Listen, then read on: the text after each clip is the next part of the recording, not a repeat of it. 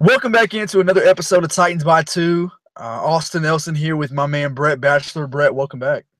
Thanks, man. I appreciate it. I missed. Wasn't fun missing it with the Titans with the Titans tube guys. I was out looking for the Titans offense and still haven't found it. But I decided to come back on the show this week and maybe we could talk about it some. Yeah. Last week was awesome. Thanks again to Caleb and Justin for hopping on with the Titans tube. Again, follow those guys. You need it. They have some funny stuff on their Twitter page. But yeah, so another Titans offensively in the mantra. I sat here and thought yesterday, offense in the preseason too. Like it's been a thing all year long, and it's not going to get better. We got 3 weeks to go, and they're the laughing stock in the league offensively. Like the Browns run better plays than us. The Niners have a chance to beat us this week. They're favored.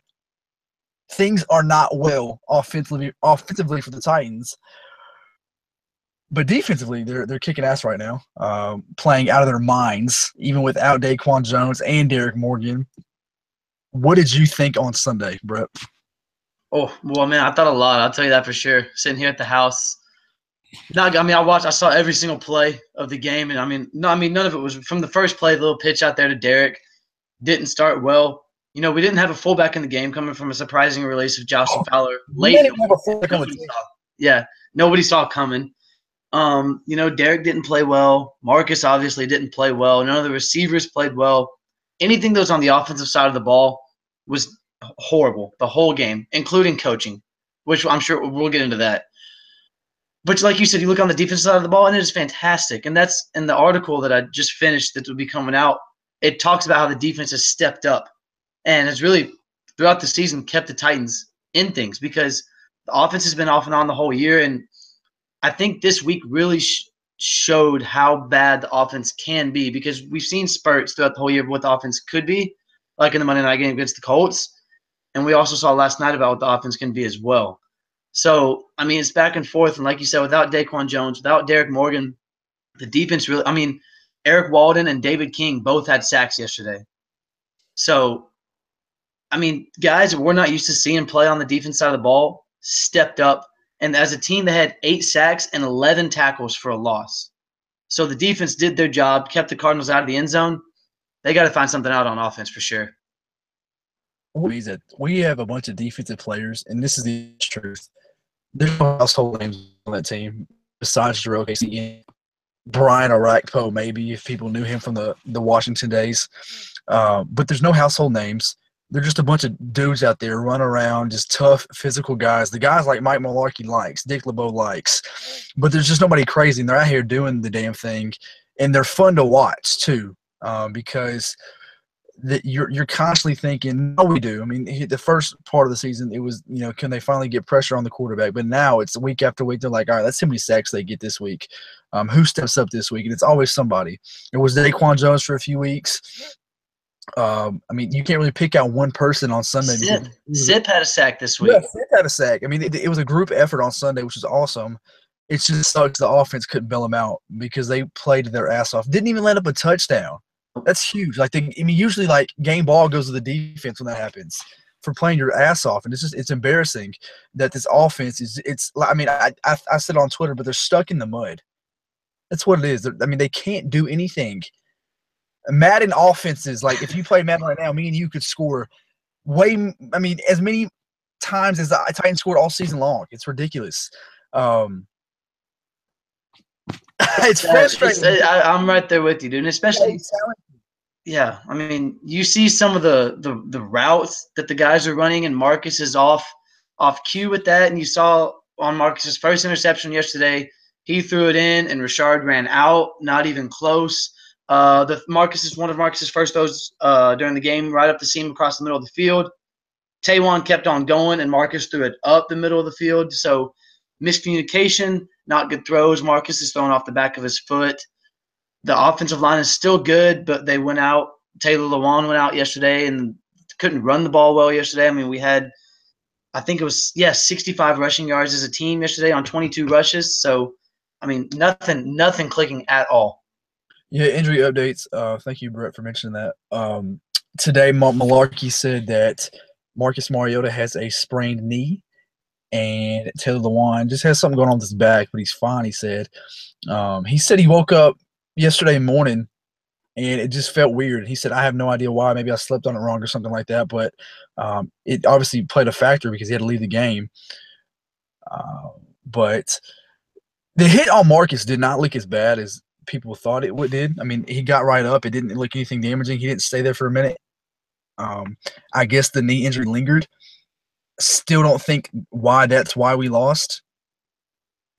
He was bad before that. It's been bad in previous weeks. It's just something, I don't know if it's mental right now. I'm not sure if it's the play calling. If he you saw after the game in the bless you. Thank you.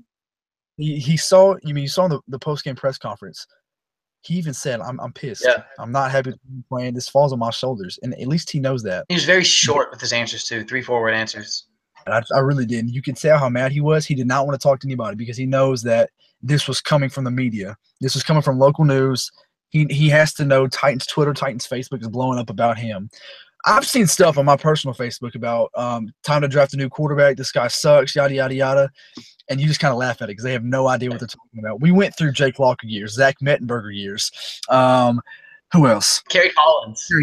Kerry led us to a 13-3 season. He did, but Ryan Fitzpatrick. Fitz won us some games, but nothing crazy. Rusty Smith. Guys like that. Who started? Alex Taney started the game for us. Yeah. Things have been bad. Okay? Stick through this kid. He is 24 years old.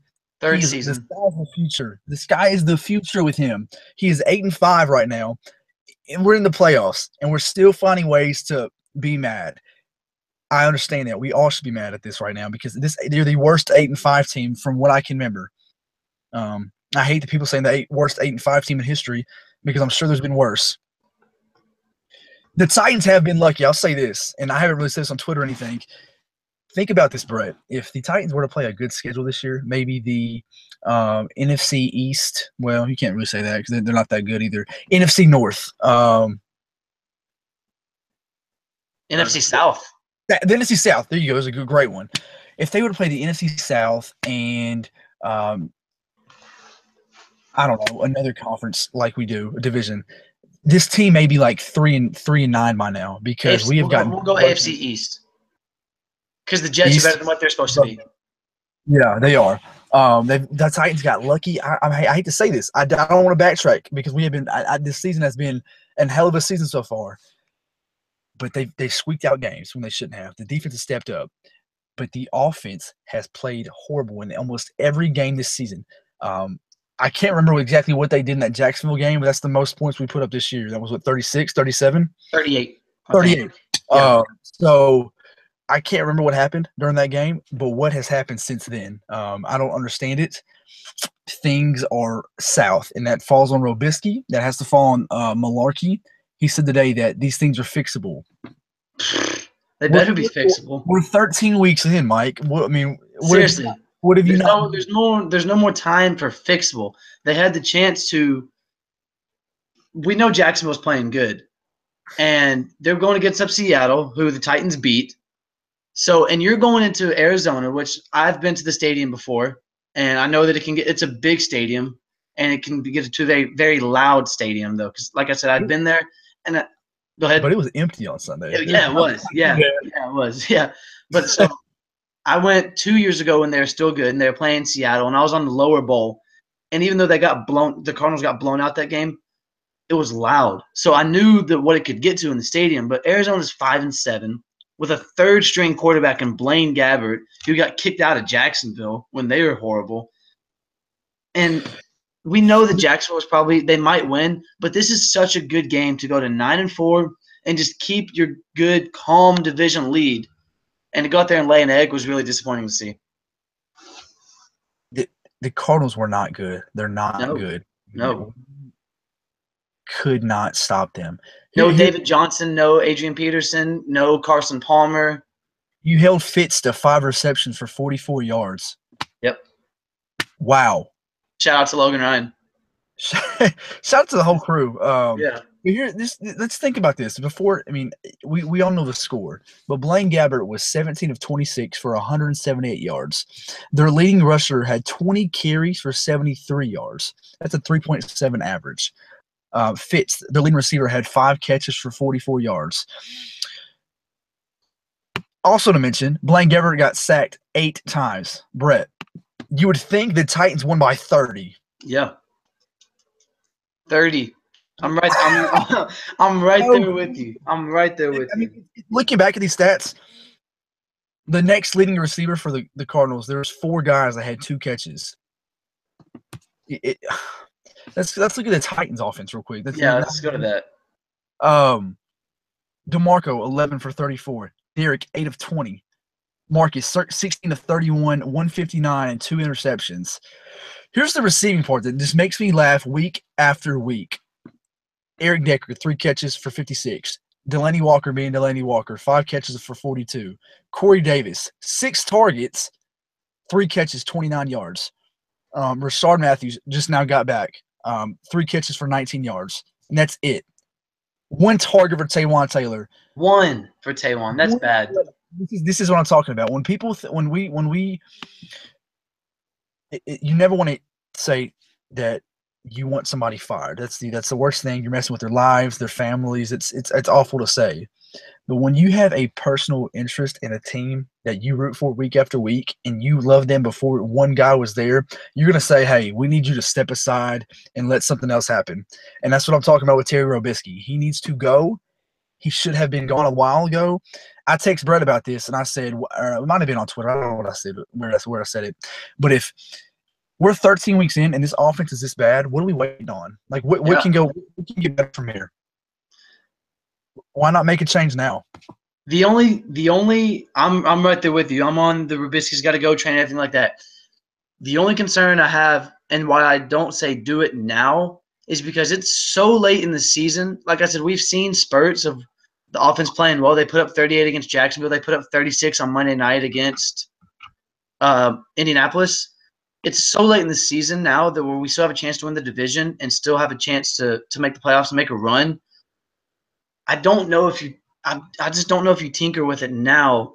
I just think, like, you change the schemes and do what you did on the Monday night game and see what you can do from there. But it would just be such a cluster, I feel like, if you start changing up the coaching staff while you're going into the playoffs. Yeah, it's not going to happen, obviously. I don't think it should happen. It won't happen, but we all wish it would happen.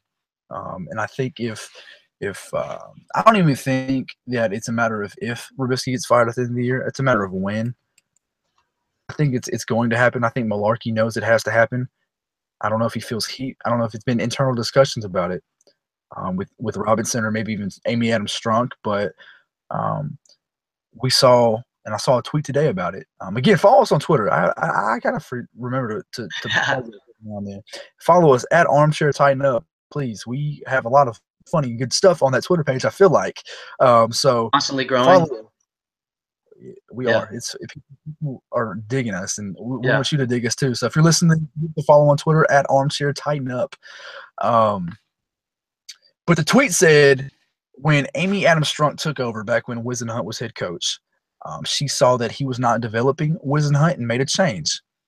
That change was Mike Malarkey. And after 2 years now, things are not looking as bright as they should. You see 2.5, really. Yeah. You see an offensive genius. I'm about to throw out 2 examples, and I know you agree with me. Jared Goff and Carson Wentz. They are in their 2nd year in the league, but they are ran by offensive geniuses. If that happened to the Titans, let's say, I don't know, Josh McDaniels. Exactly. That's the number one guy everybody's talking about. I'm not talking OC. I'm talking head coach. Head coach, yeah. That would happen. I think this offense is top 10 in the league.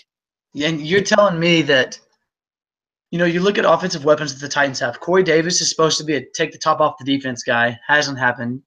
Delaney is the top tight end in the league. You have DeMarco Murray, Derek Morgan, Jonnu Smith, who has not seen any action lately for whatever reason. Eric Decker, Taywan Taylor. Derek Morgan. Oh, I'm sorry. Yeah, Derek Henry. Taywan Taylor, Rashard Matthews. all of those weapons, and with a guy that's two guys that have been in the league as long as they have in Malarkey and Robisky, then the offense shouldn't be struggling like at all. I'm sorry, but it shouldn't be struggling at all. Sean McVay is 31 years old. Harry Douglas might be older than Sean McVay. I'm pretty sure he is. If not, he's close. And Harry Douglas is still a receiver on our roster. Sean McVay, at his age, could be playing in the league with many other guys. I mean, Tom Brady's older than him by far. And he's running what's considered maybe one of the best teams in the league. And you got guys coaching our staff that have been in the league for 30-something years, and the offense is this bad with these weapons. It's unacceptable. It's so it's I don't know what to say. Like, you have so many weapons, and I've said this over and over again. You have the 5th overall pick in the draft. He's a wide receiver. Let's just mention the guys up there that have been drafted like that. Julio Jones. You had Odell Beckham Jr., AJ Green. Who else am I missing? DeAndre Hopkins. He was somewhere in he was the first round pick, but Mike Evans, maybe. I don't know where he was drafted. Mike Evans. He was 7th overall. Jarvis Landry was the first round pick, second round pick, I think. Maybe not. I just said that because they're still early in the draft, though. Yeah, and this guy Corey Davis is getting 6 targets a game.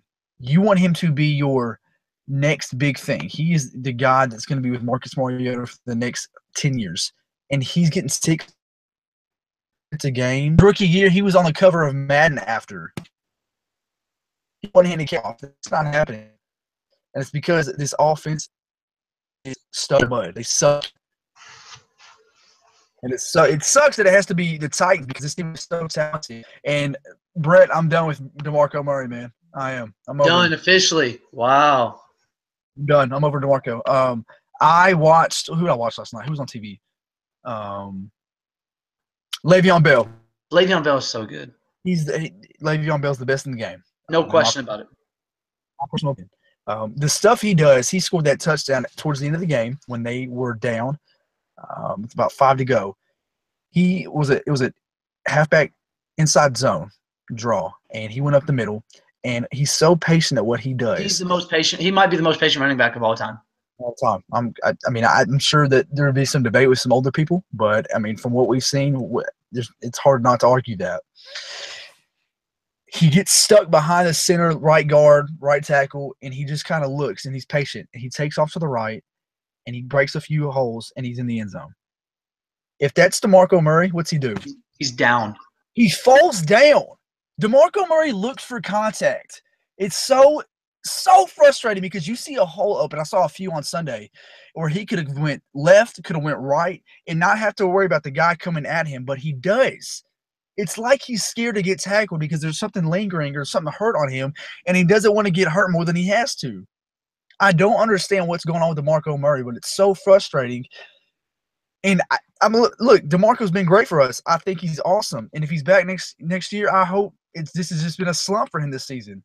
But he's not good at running the football right now. 11 carries for 34 yards.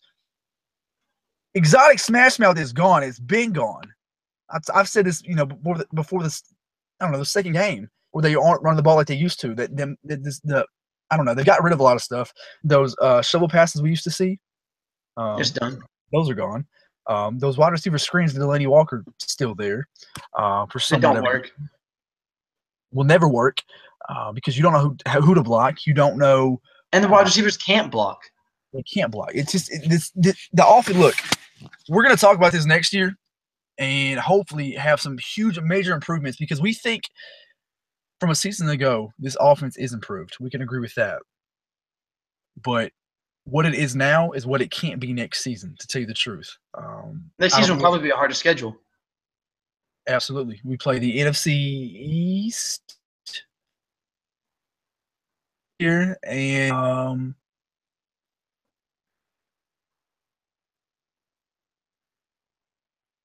so it's not going to get any easier. No. So I don't know if Eric Decker comes back next season. I don't know if they draft him. I'm gonna say no, probably. I would say that too. Especially with his frustrations in the offense. Yeah, no, and I think everybody is. I don't think it's just Eric now.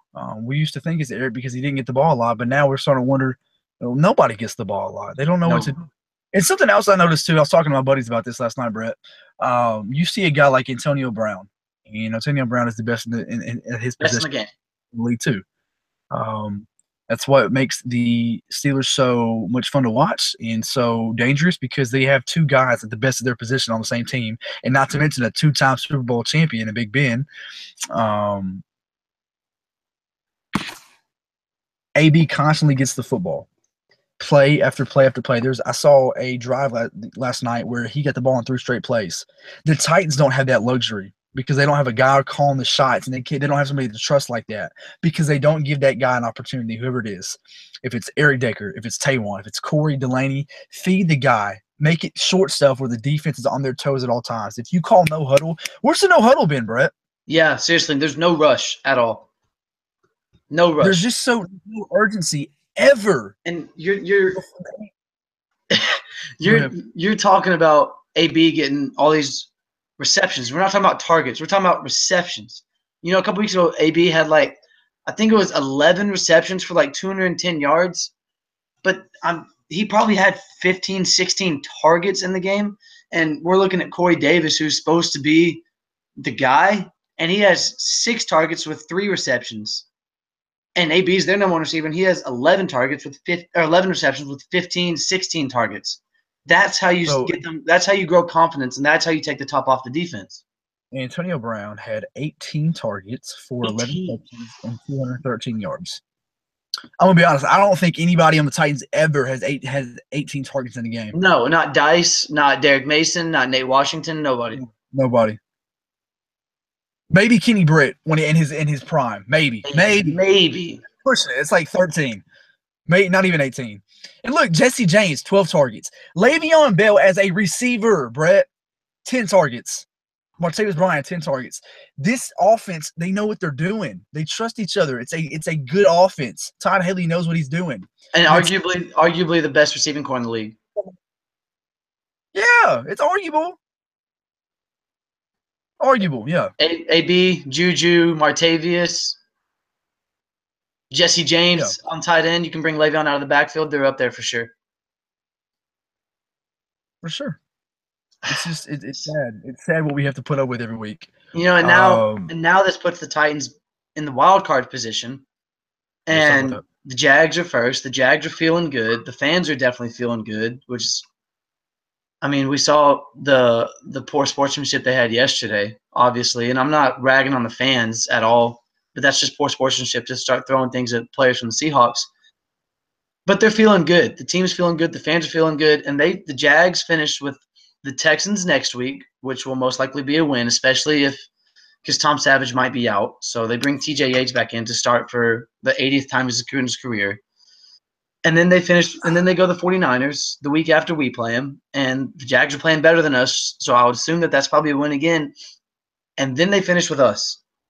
And we go to the 49ers next week, which you would think would be a win, but as bad as the Titans are playing right now, maybe not, especially with Jimmy G stepping up in San Francisco. And then we play the Rams on Christmas Eve. Most people are already labeling that as a loss because the Rams, even though the Rams lost yesterday to the Eagles, they played stellar football, unbelievable football. And then we finished with Jacksonville. So Jacksonville is honestly finishing with a much easier schedule than we are. And, I mean, it's not looking the best right now. The Titans are only in the fifth wild card spot, or the fifth seed in the wild card by a game over Baltimore at 7-6. And then there are other teams on the outside looking in that are still 7-6. So we're only in it by a game right now. And while we still have a chance to win the division and look at the bigger picture, things have got to improve, and they have to improve right now. It's a 3-game series the rest of the way. You gotta win 3. I mean, I guess 5 games. I don't know what I'm trying to say here. You gotta win these next 3. Period. If you lose one, it's gotta be to LA, and you gotta pray Jacksonville loses one to somebody in the division. Either you said they play the 49ers. I keep thinking in the middle. They play Houston this week. Yeah, I keep thinking they play the Colts after that. So I mean, look, Jacksonville's beatable. Okay, people, look, don't get sit here and think that the division's over. It's not. The Titans can still do this, and the Jazz can still be the Jags. Is this their first winning season in a decade? So their team's a whole lot better than it's ever been. We got to. They're incredible. There's stellar defense. Blake Bortles has been playing out of his mind. Out of his mind. He's going to get a damn paycheck at the end of the year after, and then Jags fans are going to be pissed that they have to watch Blake Bortles. But he's playing well right now to get into the playoffs. Whether you're bad or not, your team's 9-4, and everybody's happy about that. You can beat the Niners.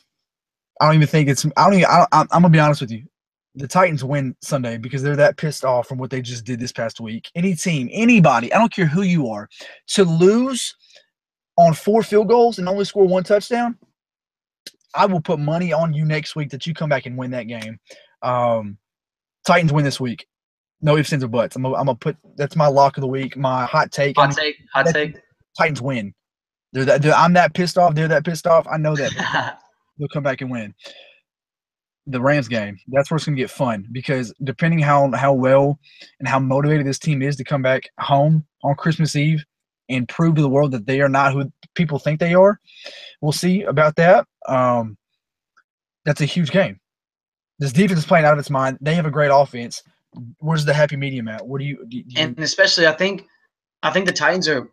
I think we're 10-1 in our last 11 home games.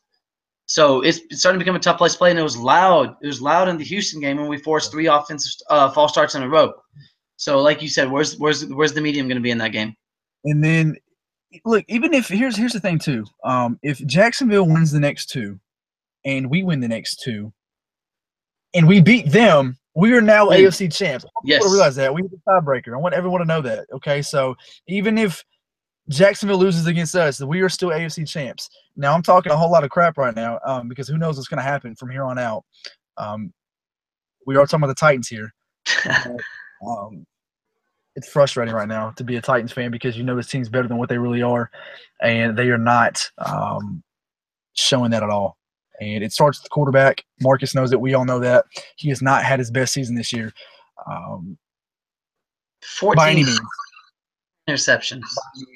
And it was funny because somebody pointed out to me today that kind of made me feel good. I think they said Peyton Manning never had one season under 10 interceptions. Yep. And I'm like, okay, well, the best get interceptions is what I'm just kind of hearing. The GOATs get interceptions. Yeah. So you got a hot take this week?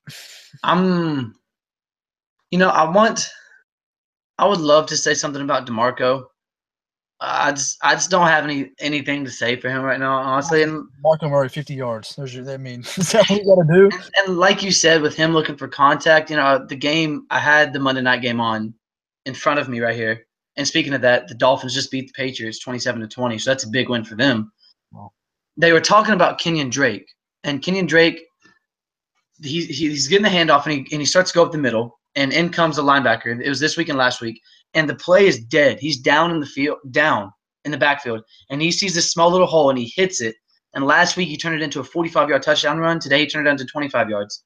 Like you hit it on earlier, that's something – if somebody's in the backfield when DeMarco's in the backfield and it looks like the play's dead, it's over. It's done, like you said earlier. So my hot take this week is I'm going to say that –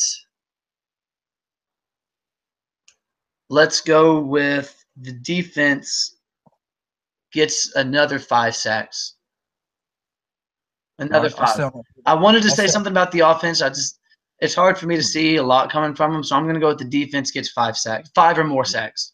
All right, I'll go KB gets his 7th pick of the year because he about had one Sunday and went right through his arms. Yep. And that's starting to hurt me because now AJ Boye is tied with him. Yeah. And that is not making me happy. I want to have the lead leaguer in interceptions. Yep. That would be cool to hear at the end of the year. Future Pro Bowl safety. He'll be in the Pro Bowl for sure. Pro Bowl punter, Brett Kern. There's some bright spots, yeah. But not the bright spots you want to see. No. All right, so Titans win Sunday. That's what we're banking on. Thank you guys for listening. For Brett Batchelor, I'm Austin Nelson. This was Titans by 2. Give us a follow again on Twitter at ArmchairTitanUp. Please do that. We appreciate it. Tighten Tighten up. up.